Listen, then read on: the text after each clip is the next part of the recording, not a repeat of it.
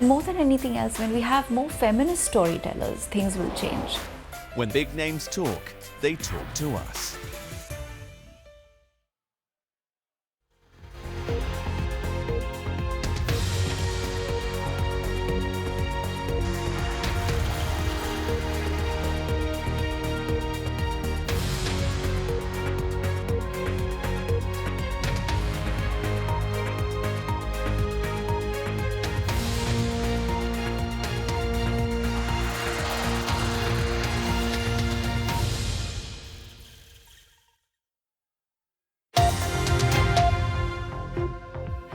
Hello, I'm Christian Fraser, and this is The Context. They have no case. Every single legal scholar that I see, I mean, maybe there's somebody out there, some whack job, but for virtually everyone that I've seen has said there's absolutely no case. It's a case that shouldn't have been brought.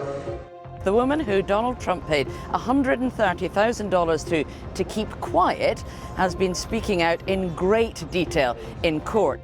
She says that she decided to do that not because of the money, but she thought it was a win-win. She could get paid and also secure the safety of her family with just getting the story out.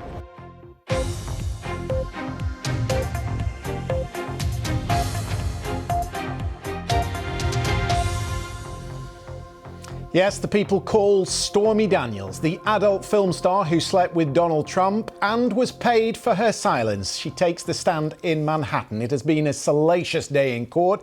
We will get the latest from our correspondent in New York. Israel launches another operation in Rafah. Not the real thing, it says, but the main crossing is closed. We'll hear from the UN's point man in Rafah, who is trying to keep the aid operation afloat. And a plot to assassinate President Zelensky. Foiled, but what does it tell us about Russia's intent and the enemies within? Very good evening. Stormy Daniels was paid $130,000 for her silence, but that's not what this case is about. It's not the act of paying the adult film star that is under legal scrutiny here. The prosecution allege it is the manner in which she was paid and how it was ultimately covered up. Daniels was paid by Donald Trump just before the 2016 election. The defence say to protect his family. But the prosecution alleged she was paid through his advisor, Michael Cohen, who was later reimbursed for legal services by the Trump Organization. An attempt to falsify business records in that way is typically classified as a misdemeanor in New York, but the prosecution argue that because it was paid right before the 2016 election, that then constituted a campaign finance crime, a felony for which Michael Cohen pleaded guilty in 2018. That is what Stormy Daniels' testimony is central to this case for.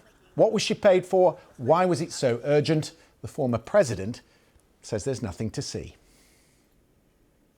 Let's speak then to Nedav Tawfik, our North America correspondent, who is in New York for us. There have been questions in recent days, Ned, about whether this is actually cutting through.